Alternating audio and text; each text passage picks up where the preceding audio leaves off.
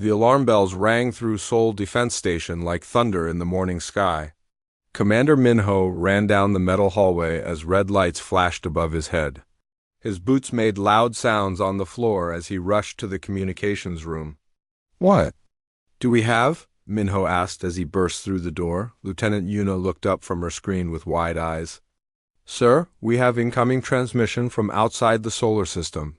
The signal is strong and clear. They want to talk." Minho felt his heart beat faster. This was the moment humanity had been waiting for and fearing at the same time. First contact with alien life. He had trained for this day but never believed it would actually happen. "Put it through the main speakers," he ordered. The room filled with a strange humming sound. Then a voice spoke in perfect Korean. The voice was smooth and musical, but something about it made Minho's skin crawl. "Greetings to the species of the third planet. We are the Velithian Empire. Your world has been selected for the Great Hunt. This is a great honor that few species receive. You should feel proud." The transmission stopped. The room was silent, except for the quiet hum of computers. "Did they just declare war on us?" asked Sergeant Do-yun from his station near the wall. "I think they did," Minho replied quietly. He pressed the emergency button on his desk. "Get me Admiral Swa immediately." Code Red, this is not a drill. Within minutes, the communication room was full of Earth's top military officers. Admiral Swa entered last, her gray hair pulled back tight and her face serious. She had fought in 3 colony wars and never lost a battle. "Play it again," she commanded. They listened to the message 3 more times. Each time it sounded worse. "Great Hunt," said Colonel Wanban. "That does not sound friendly." "How did they learn our language?" "So perfectly?" asked Dr. Hyun-woo, the station's science officer. "That is not important right now," Admiral Swa said. "What matters is they are coming here, and it sounds like they want to fight us." Lieutenant Yuna raised her hand. "Sir, there is more." They sent a second message. "Play it," the alien voice returned. "We will arrive in 1 solar rotation for the commencement of festivities. Prepare yourselves well. The better you fight, the more entertaining this will be for all involved. Glory to the hunt." Silence filled the room again. "1 solar rotation," whispered Captain Tae-yun. "That means 1 year." "They are giving us time to prepare," said Major Ji-hoon. "Why would an enemy do that?" "Maybe they are confident," replied Admiral Swa. "Maybe they think we are so weak that even with a year to prepare we cannot stop them." Commander Minho studied the data on his screen. The alien ships were still far away, but the sensors showed at least 50 large vessels moving toward Earth at incredible speed. "We need to contact all the colonies," he said. "Mars, Europa, Titan, everyone needs to know." "Already done," said Communications Officer Yunbi. "All colonies have received the message. They are asking for orders." Admiral Swa walked to the large window that looked out at Earth below. The blue planet looked peaceful and beautiful. It was hard to believe that somewhere in the dark space beyond, aliens were coming to hunt humans. "Send messages to all world governments," she ordered. "Tell them we have 1 year to prepare for invasion. We need every ship, every weapon, every soldier." "What about the civilians?" asked Dr. Yemwoo. "We start evacuation procedures for major cities. But honestly, if these aliens are as advanced as they seem, there may be nowhere to hide." Over the next few hours, Seoul Defense Station became the center of Earth's response to the alien threat. Messages flew back and forth between Earth and the colonies. Military bases around the world went to full alert. Engineer Hannah arrived from the Mars shipyards with the latest reports on humanity's space fleet. The news was not good. "We have 200 combat ships," she told the assembled officers. "Most are designed for fighting other humans, not aliens with advanced technology." "What about weapons?" asked Colonel Wanbin. "Nuclear missiles, plasma cannons, railguns, nothing we have not used before. These aliens traveled between star systems. Their technology must be thousands of years ahead of ours." The mood in the room grew darker. "There is something else," said Dr. Hyun-woo quietly. "I have been studying their message. The way they speak, the words they use, it does not sound like a normal declaration of war. What do you mean? Asked Admiral Sois. They called it festivities. They said it would be entertaining. They talked about glory and honor. It sounds more like they think this is some kind of game. A game where we die, said Major Jihun grimly. Maybe, replied Dr. Hyunwoo, but why give us time to prepare? Why warn us at all? A real invasion would come without warning. Commander Minho looked at the scientist with interest. What are you thinking? I am not sure yet, but something about this feels wrong. Not wrong like evil, but wrong like we are missing something important. Before anyone could respond, Lieutenant Yuna spoke up from her station.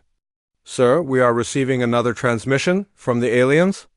Yes, sir, but this one is different. It is not directed at us. It seems to be going out to other parts of space. Can you decode it? Working on it now, sir. The room waited as Yuna worked at her computer. After several minutes, she looked up with a confused expression. Sir, I think they are broadcasting to other aliens. The message talks about the new hunting season starting soon. They mention Earth as the new hunting ground. And, sir, they are asking others to place bets? Bets? Asked Admiral Sois. Yes, sir. Bets on how long humans will last. Most estimates are between 2 and 6 months. The room fell completely silent. The terrible truth was beginning to dawn on them. This is not war, whispered Commander Minho. This is entertainment.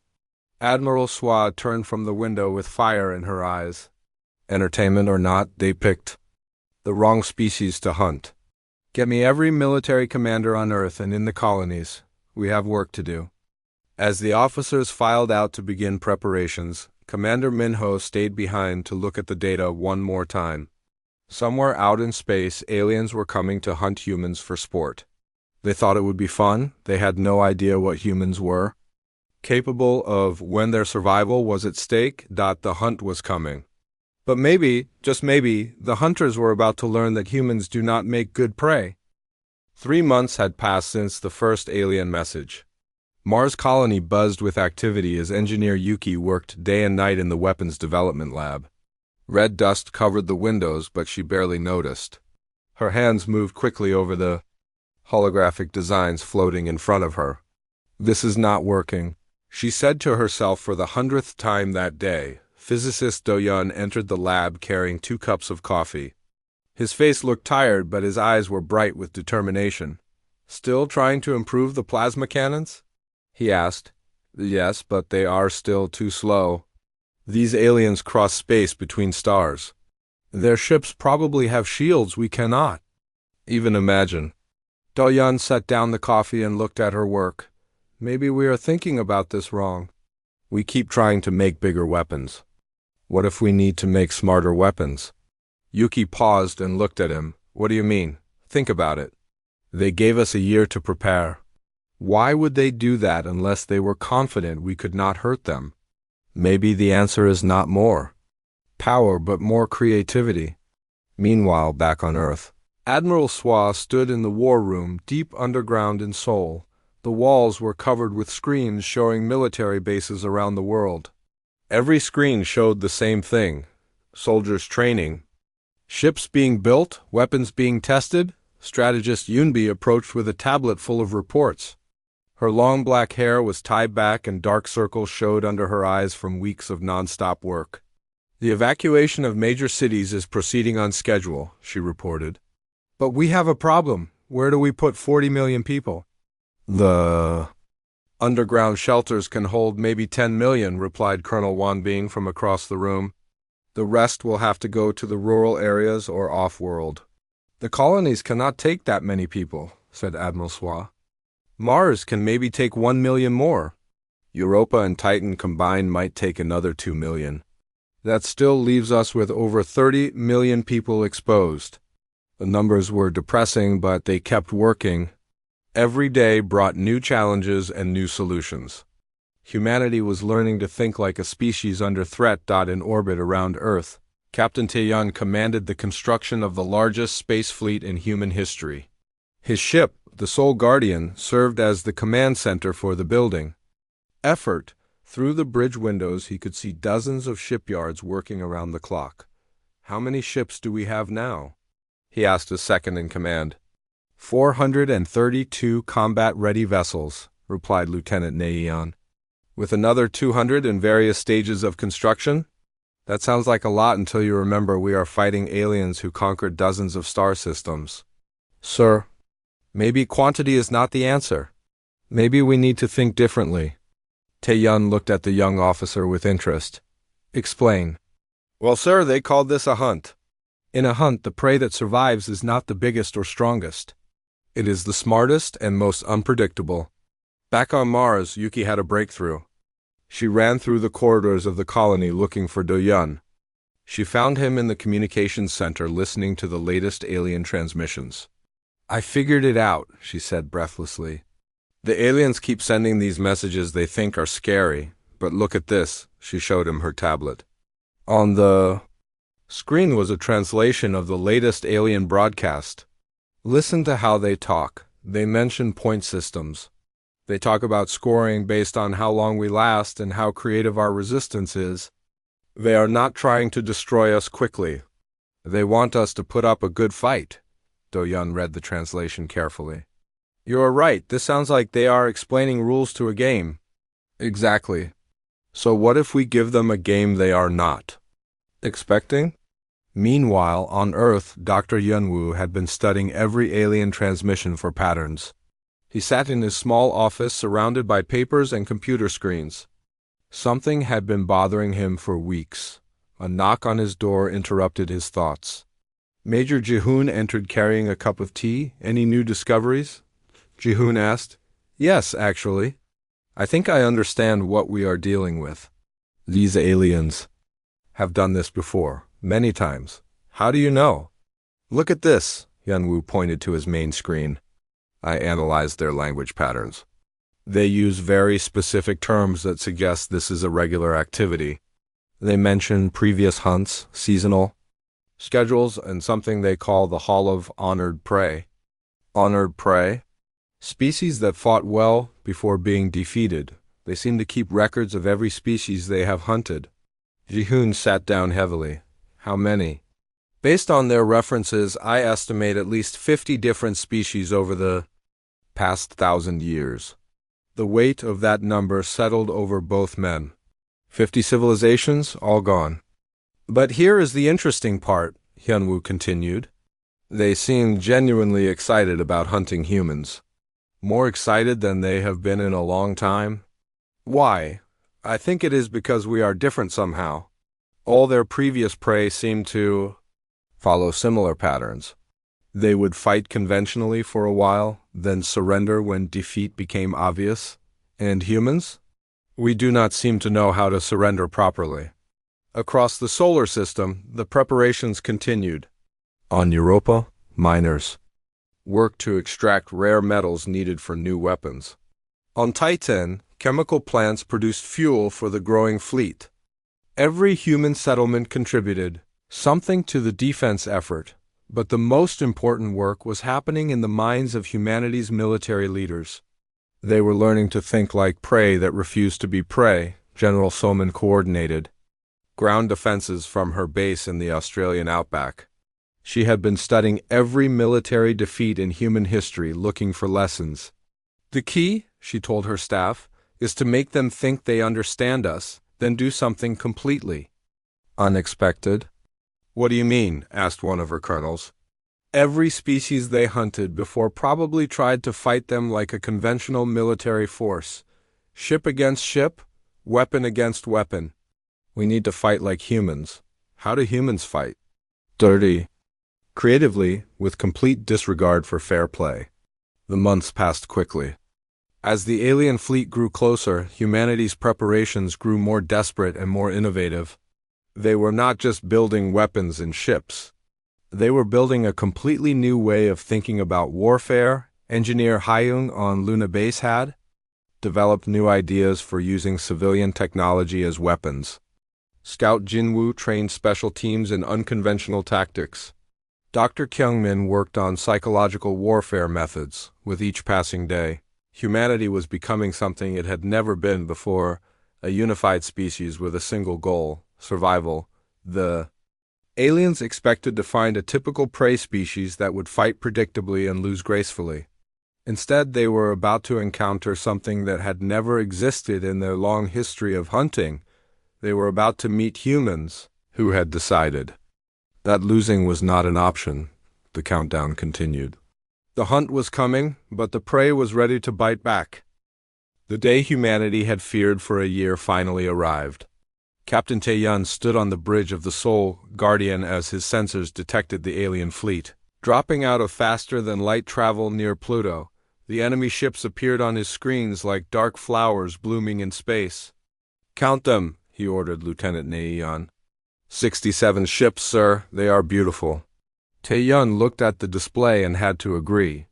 The Velithian vessels were works of art, smooth curves of metal that seemed to flow like water. Bright lights pulsed along their hulls in patterns that reminded him of music. These were not the crude warships he had expected. "Beautiful things can still kill you," he said quietly. "Signal the fleet." Battle formation Omega. Around him, 400 human ships moved into position. They looked rough and industrial compared to the alien vessels, but they were ready to fight. "Incoming transmission from the alien flagship," reported Communications Officer Sungmin. "Put it through." The voice that filled the bridge was the same musical tone they had heard a year ago, but now it sounded excited, almost happy. "Greetings, brave prey of the third planet. We are Hunt Master Valix and the noble hunters of the Velithian Empire. Your year of preparation is complete. Let the great hunt begin. May you provide worthy entertainment." The transmission ended. Tae-yun felt anger rise in his chest. Entertainment. They thought human lives were entertainment. All ships, weapons free. Show them what human entertainment looks like. The first battle of the Great Hunt began in the asteroid belt between Mars and Jupiter. Human ships closed the distance quickly, firing everything they had. Plasma bolts and nuclear missiles streaked across space toward the alien fleet. The Velithian ships moved like dancers. They spun and twisted between the human weapons, avoiding most of the attacks with grace that seemed impossible. When human weapons did hit, they barely scratched the alien hulls. "Their shields are incredible," said Nayan. "Our best shots are bouncing off like raindrops." But then the aliens fired back. Beams of pure energy lanced out from their ships. Where the beams touched human vessels, metal simply disappeared, clean holes appeared in ship hulls. But strangely, the aliens seemed to aim for engines and weapons instead of crew areas. "They are disabling us, not destroying us," observed Lieutenant Yuna from her station. "Why?"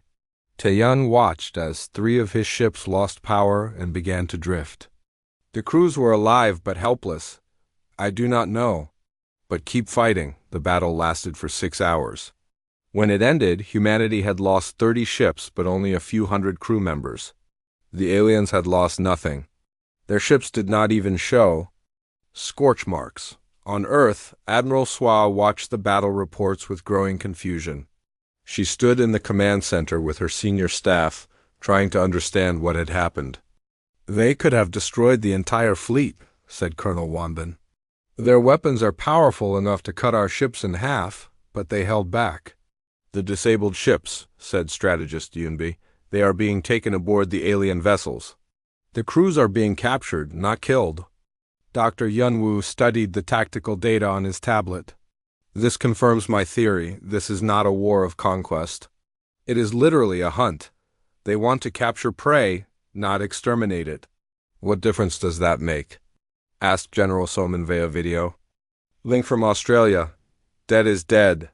"Actually, it makes a huge difference," replied Hyunwoo. "Hunters follow rules. They have patterns and expectations. If we can understand their rules, maybe we can use them against the hunters." Meanwhile, in the outer solar system, Scout Jinwoo led a team of volunteers on a desperate mission. They piloted small, fast ships toward the alien fleet under cover of a debris field. "Remember," he whispered into his radio, "we are not trying to win a battle. We are trying to learn how they think." His team scattered among the asteroids and began observing the Velithian ships. What they saw surprised them. The alien vessels were not behaving like a military fleet. They were spreading out, taking defensive positions, and setting up what looked like observation posts. "They are making a perimeter," reported Specialist Rujun, "like they are preparing for a long siege." "Or a long hunt," replied Jinwoo, back. On the alien flagship, something was happening that no human knew about. Hunt Master Valix was reviewing the battle data with growing interest. The bridge of the Velithian ship was filled with screens showing replays of the fight. "Fascinating," Valix said to his subordinates. "Look how they attacked. No formation, no strategy, just pure aggression. Most species try to negotiate or surrender after the first demonstration of our superiority." "The humans kept fighting even when it was hopeless," observed another Velithian. "Their small ships actually tried to ram our vessels." "Yes, and look at this data from their communications. They were warning each other about our capabilities, sharing tactical information even as they were losing. Most prey species panic and stop cooperating." Valix studied the screens with the satisfaction of a connoisseur examining fine art.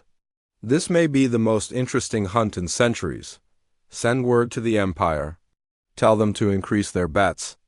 These humans may last longer than anyone expected." On Earth, the mood was grim but determined.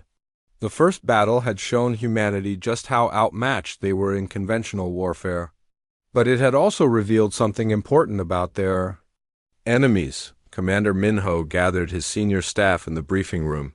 "We cannot fight them ship to ship and win." "But maybe we do not need to." "What do you mean?" asked Engineer Hannah.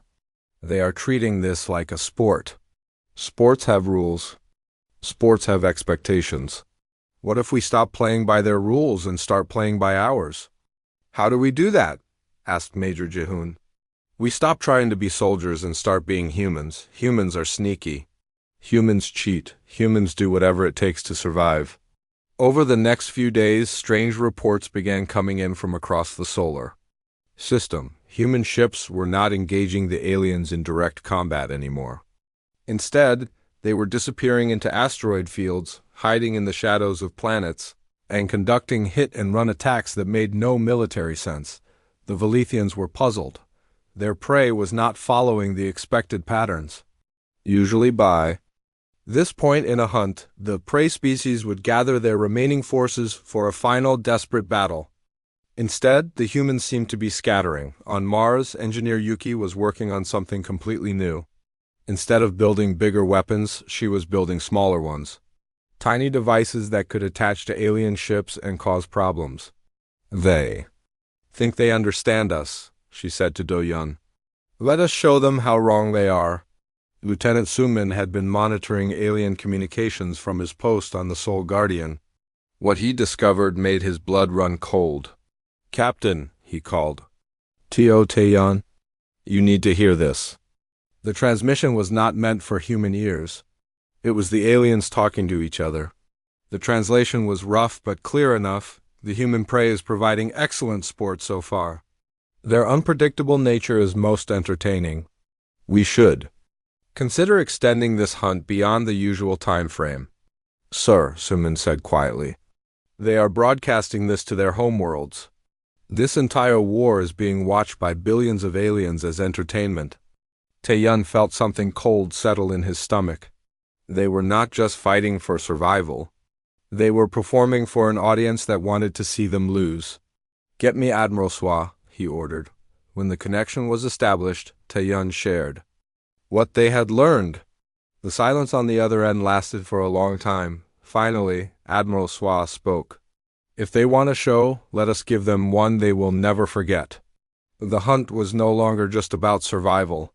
It had become about dignity. About proving that humans were more than entertainment for alien predators. The real war was about to begin. Major Ji-hoon gripped the controls of his reconnaissance fighter as he flew through the debris field near Europa. Beside him, pilot Naeyeon checked her instruments for the third time in 10 minutes. "Are you sure about this plan?" she asked through the radio. "No," Ji-hoon replied honestly. "But we need to know what happens to the captured crews. Their mission was simple but dangerous. Get close enough to the alien ships to see what the Velithians were doing with their prisoners. 3 weeks had passed since the first battle, and over 2,000 humans were now missing. The alien fleet had positioned itself in a loose formation around Jupiter. Their beautiful ships moved in slow patterns like a dance. To human eyes, they looked almost peaceful. There, Neon pointed through the cockpit window, the big one in the center. The Velithian flagship was twice the size of any human vessel. Lights pulsed along its hull in complex patterns. As they watched, a smaller alien ship docked with the flagship. Through their telescopes, they could see figures being transferred between the ships. "Those look like human prisoners," said Ji-hoon. "We need to get closer." They guided their small fighter through the asteroid field, using the rocks to hide from alien sensors. But their luck ran out when a Velithian patrol ship spotted them. The alien vessel was on them in seconds. A blue beam lanced out and struck their engine. The fighter spun out of control and began falling toward Europa. "We are going down," Neon shouted as she fought with the controls. They crashed into the ice surface of the moon with tremendous force. Ji-hoon woke up hours later with a massive headache. The cockpit was filled with frost and the air was getting thin. "Neon," he called. She was unconscious but breathing. Through the cracked window he could see alien figures approaching across the ice. They wore elegant suits that seemed to shift color in the strange light of Jupiter the Velithians cut through the fighter's hull with tools that made metal simply disappear. 2 aliens reached in and carefully lifted out the human pilots. Their touch was gentle, almost respectful. Ji-hoon tried to resist, but his body would not obey. Some kind of paralysis field made his muscles useless. He could only watch as they were carried to a waiting alien transport. The inside of the Velithian ship was unlike anything he had ever seen. The walls seemed to be made of living metal that flowed and changed shape. Soft music played from nowhere and everywhere at once. It would have been beautiful if he had not been a prisoner. They were taken to a large chamber filled with other humans. Ji-hoon recognized some faces from the crews of disabled ships. Everyone looked healthy but confused. "Major Ji-hoon?" A familiar voice called out. He turned to see Captain Minho from the Seoul Defense Station. But Minho was supposed to be on Earth coordinating the defense. What was he doing here? "They got my transport 3 days ago," Minho explained. "We were trying to evacuate civilians from the outer colonies. How many of us are here?" "Maybe 300 in this room. But I think there are other rooms. We keep hearing voices from different parts of the ship." Before Ji-hoon could ask more questions, the chamber filled with soft chimes. A section of the wall became transparent, revealing what lay beyond. They were looking into another chamber, but this one was different. Instead of prisoners, it contained what looked like a viewing area. Dozens of aliens sat in comfortable seats, watching large screens that showed images of space battles. "Oh no," whispered Neon, who had finally woken up. On the screens they could see recordings of human ships being destroyed. Each explosion was followed by enthusiastic sounds from the alien audience. They were watching their own people die for entertainment. Then Huntmaster Valix entered their chamber. The alien was tall and graceful, with skin that seemed to shimmer between different colors. When it spoke, the words appeared in perfect Korean inside their minds. "Welcome, honored prey. I am Huntmaster Valix. You should feel proud to be part of such an exciting hunt." "You are monsters," said Captain Minho. "Monsters?" Valix seemed genuinely confused. "No, we are sportsmen. We are giving your species the greatest honor possible.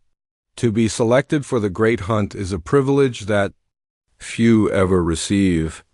You are killing us for fun? We are celebrating your courage and creativity. Look around you. These chambers contain the finest warriors from dozens of star systems. You are part of something magnificent." Valix gestured to the walls, which suddenly became transparent. Ji-hoon gasped at what he saw. The ship was enormous inside, filled with thousands of chambers. Each chamber held prisoners from different species. Some looked almost human, others were completely alien. All looked defeated. "Behold the haunt of prey," Valix announced with pride. Every species that have ever provided worthy sport in the Great Hunt is represented here. Your bravery will be remembered forever. What happened to their homeworlds? Asked Nayan quietly. Their worlds? Valix looked puzzled by the question. When a hunt is complete, there is nothing left to hunt. The worlds become part of the empire. It is the natural order. The terrible truth hit them like a physical blow. This was not war. This was systematic extermination disguised as sport. Every species in these chambers had been completely destroyed. Their entire civilizations wiped. Out for entertainment. How many? Minho asked in a broken voice. Over the past 1,000 years? Perhaps 60 species. Each provided unique challenges and entertainment. But I must say, your species shows particular promise. The way you fight is unlike anything we have seen before. We will never stop fighting, said Ji-hoon through gritted teeth. Oh, I hope not. Valix replied with what might have been a smile. The longer you resist, the more entertaining this becomes. Your unpredictable nature has made this hunt legendary. Beings across the empire are watching with great interest. He gestured to the viewing screens, which now showed crowds of aliens on distant worlds cheering as human ships exploded. Billions are watching your final struggle. You have already lasted longer than most species. The betting pools have become quite complex. Betting pools? Of course, how long will you last? How many of our ships will you damage? Will you develop any new tactics? The excitement is incredible. Valix moved closer to the transparent wall separating them. But here is what makes your species truly special. Most prey accepts their fate once they understand the hopelessness of their situation. They surrender gracefully and provide a dignified end to the hunt. But humans seem incapable of accepting defeat. He paused, studying their faces. Even now, captured and helpless, you are still thinking of ways to fight back. I can see it in your eyes. This defiance makes you the most entertaining prey we have ever encountered. The huntmaster turned to leave, then paused. Enjoy your time. Here, soon you will witness the final stages of your species' hunt.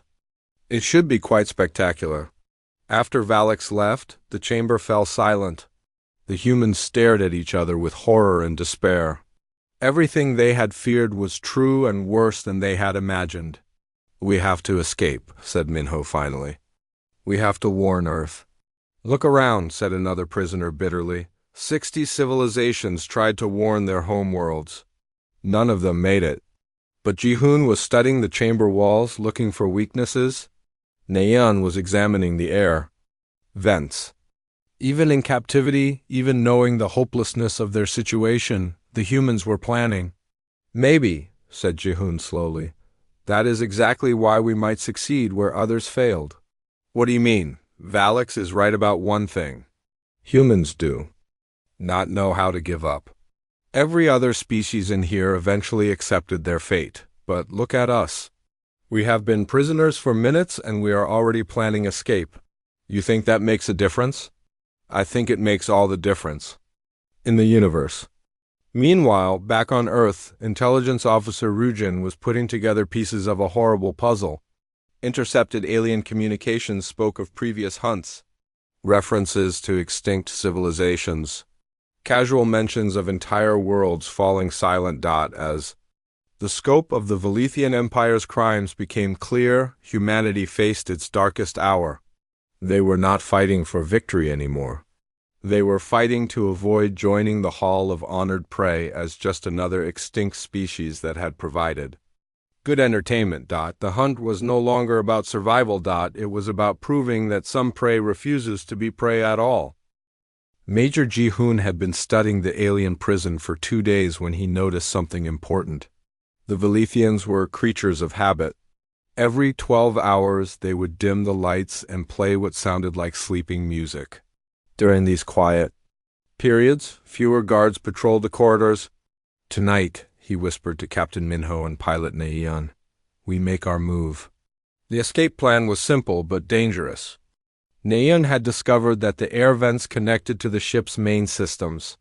Ji-hoon had found a weak spot in the wall where human tools might work. Minho had been talking to prisoners from other species, learning about Velithian technology.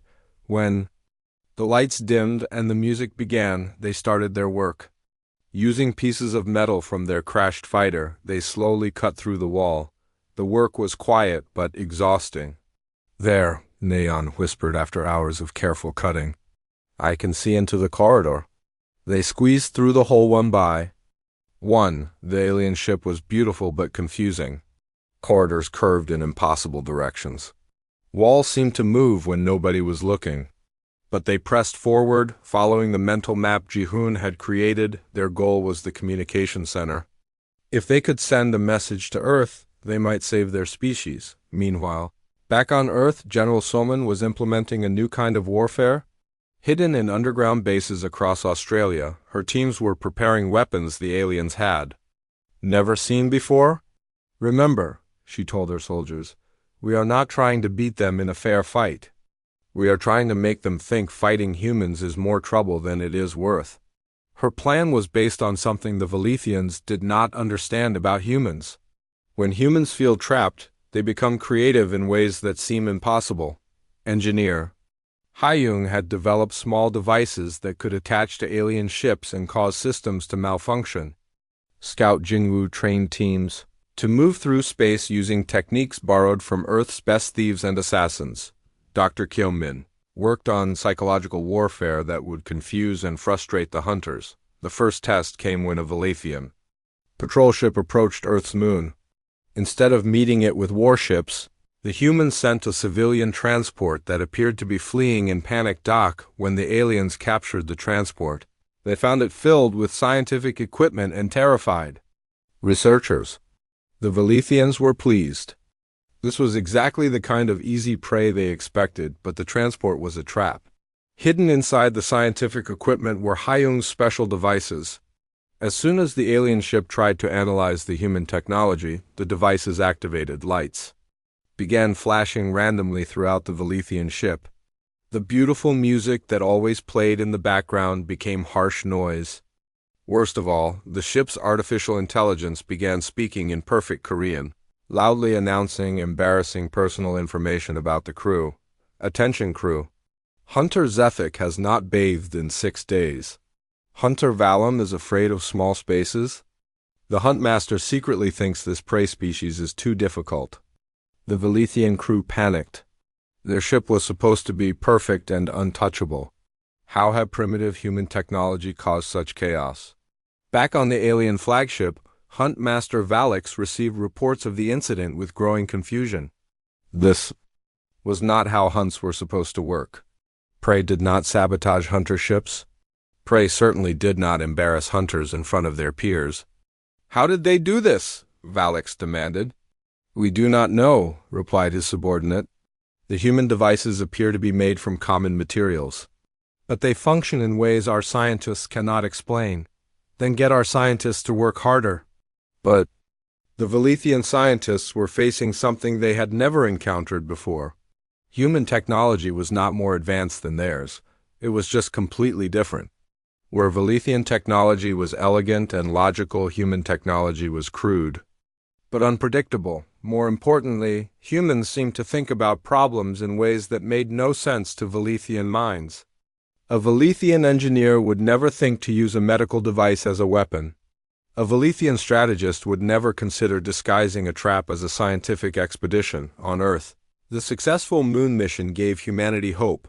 Admiral Swa called an emergency meeting of all military leaders.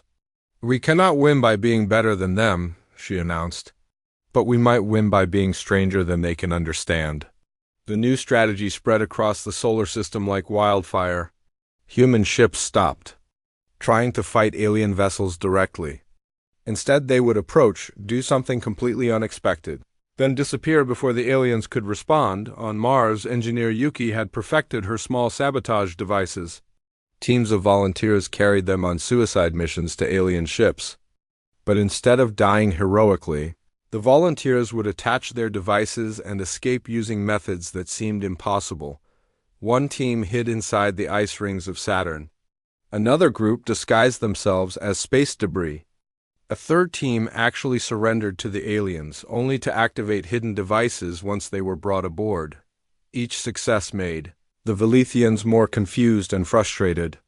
This was not how the Great Hunt was supposed to work. Back on the flagship, Major Jehun and his team had finally reached the communication center. The room was enormous, filled with screens showing the Velithian Empire. Billions of aliens watched the hunt with growing confusion as humans continued to behave unpredictably. "There," said Minho, pointing to a control panel. "That looks like the main transmitter." But as they approached the controls, Hunt Master Valix entered the room with a squad of guards.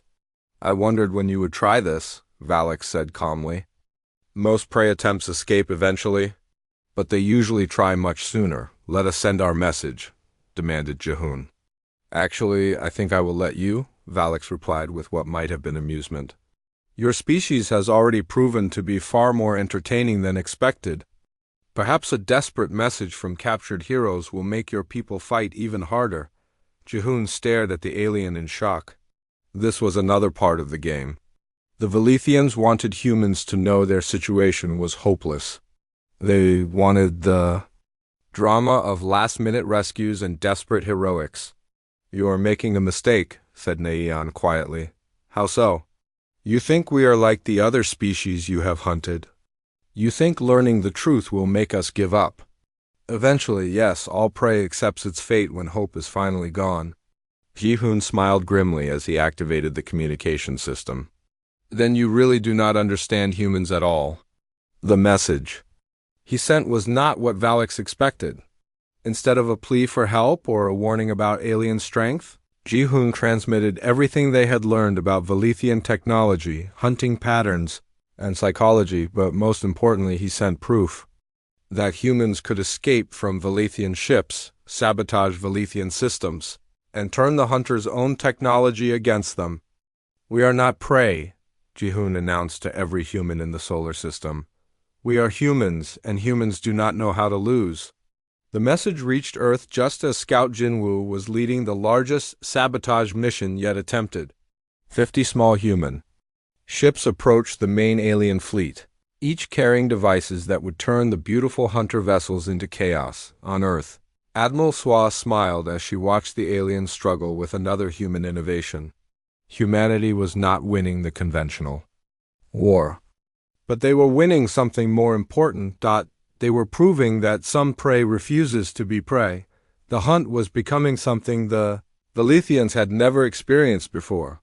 It was becoming a war where the rules kept changing, where the prey fought back with weapons made of creativity and stubbornness. For the first time in 1,000 years, the hunters were learning what it felt like to be afraid. 6 months after the Great Hunt began, Huntmaster Valix stood in his command center staring at reports that made no sense. The screens around him showed chaos across the Velithian fleet. Human sabotage had spread like a disease through their perfect ships. "Explain this to me again," he demanded from his chief scientist.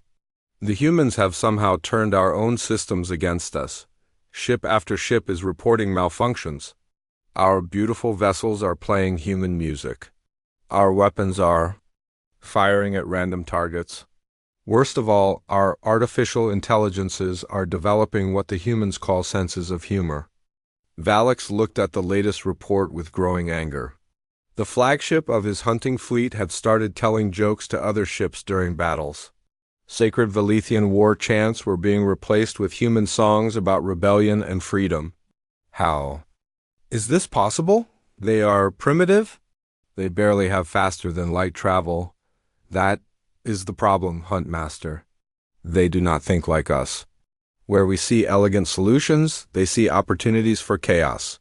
Where we build perfect systems, they find ways to make those systems imperfect. On Earth, Admiral Swa was coordinating humanity's strangest military campaign. Instead of trying to destroy the alien fleet, humans were making it impossible for the Velithians to function as hunters. "Status report," she called to her staff. 70% of enemy ships are experiencing some form of human interference, reported Colonel Wondin. They cannot maintain formation. Their communication is disrupted. Several ships have actually started fighting each other because their targeting systems are confused. What about casualties?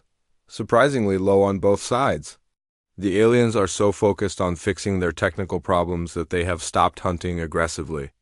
Our people are too busy sabotaging to engage in direct combat. This was the strangest war in galactic history. Neither side was really trying to kill the other anymore. The Velithians were desperately trying to restore order to their fleet. The humans were desperately trying to cause more disorder. Commander Minho had returned to Earth after his escape from the alien flagship. He now led special teams that did nothing but study Velithian psychology and find new ways to frustrate the hunters. They expect us to fight like warriors, he explained to his team. But what if we fight like annoying children instead? His latest plan involved filling space around Earth with objects that looked like weapons but were actually practical jokes. When alien ships tried to analyze these fake weapons, they would be subjected to loud music, bright flashing lights, and recordings of humans laughing. Meanwhile, back on the Velithian flagship, Major Jihoon had become an unwilling celebrity. Instead of being executed for his escape attempt, he had been given comfortable quarters and regular meals. Huntmaster Valix visited him daily to ask questions about human behavior. Why do your people not surrender? Valix asked during one of these visits. You know you cannot win. Your technology is inferior, your numbers are smaller. Logic dictates that you should accept defeat with dignity. You still do not understand, Jihoon replied. Humans do not make decisions based on logic alone. We make decisions based on spite. Spite? The angrier you make us, the more creative we become. The more hopeless our situation gets, the more determined we become to prove you wrong. Valix studied the human with genuine confusion. But this makes no evolutionary sense. Species that cannot recognize superior force should have been eliminated long ago. Maybe that is exactly why we are still here when 60 other species are extinct. The conversation was interrupted by alarms throughout the ship. Another human sabotage team had somehow managed to reprogram the ship's food dispensers to only produce human cuisine. The proud Velithian crew was being forced to eat something called pizza. As the months passed, the great hunt began to fall apart completely. Reports reached the Velithian homeworlds that their hunters were spending more time fixing their ships than hunting prey. Worse, the humans had started broadcasting their sabotage techniques to other species throughout the galaxy. On a dozen worlds that the Velithians had conquered, enslaved populations were suddenly rising in rebellion. They used human tactics to turn Velithian technology against itself. The great hunting empire was experiencing its first galaxy-wide crisis in 1,000 years. Dr. Yunwu had been monitoring alien communications from his laboratory on Earth. What he discovered changed everything. Admiral, he called Admiral Swa urgently. You need to see this. The intercepted message was from the Velithian capital world. It was an emergency order to all hunting fleets. The human hunt is to be terminated immediately. All fleets are to return to home territories to deal with rebellions. The Great Hunt program is suspended indefinitely. Admiral Swa read the message twice before believing it. They are running away, not running. Retreating to save their empire. The humans have caused so much chaos that their other conquered species are rebelling. They cannot afford to keep hunting us. But Huntmaster Valix was not ready to give up. He had staked his reputation on this hunt. More importantly, he had begun to understand that humans represented something genuinely dangerous to the Velithian way of life. We cannot let them survive, he told his officers. If other species learn that the Great Hunt can be defeated, our entire civilization will collapse. Against direct orders from his superiors, Valix decided to end the hunt the only way he knew. How? He would destroy Earth completely, eliminating the human threat forever. The final battle began when Velithian ships moved into position around Earth, but instead of the elegant hunting formation they usually used, the aliens arranged themselves for total destruction. Every weapon was aimed at the planet below. This is Huntmaster Valix speaking to all humans. his voice broadcast across every communication channel. Your resistance has been entertaining but ultimately pointless. I will now demonstrate why no species has ever successfully opposed the Valethian Empire. But as Valix prepared to give the order to fire, something unprecedented happened. Human ships began dropping out of faster-than-light travel all around his fleet. Not just the ships that had been hiding in the solar system, but vessels from every human colony and base across known space. "This is Admiral Swa of the Human Defense Force," came the reply. "You made one critical error in your psychology, Huntmaster. You assumed that making us angry would eventually make us give up. Instead, you taught us that the only way to be safe is to make sure hunters like you never threaten anyone again." The human fleet was not trying to save Earth anymore. They were trying to capture every Valethian ship and take the fight to the hunting empire itself. In the end, the Great Hunt did not end with humanity's extinction or dramatic last stand. It ended with the complete reversal of who was hunting, whom, years later, Commander Minho would record the final entry in humanity's war logs.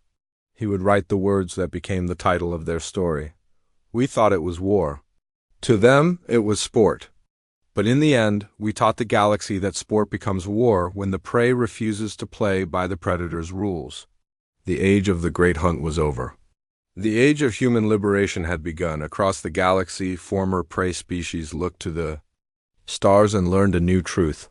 No matter how powerful the hunters might be, there is always hope. As long as someone is willing to fight back.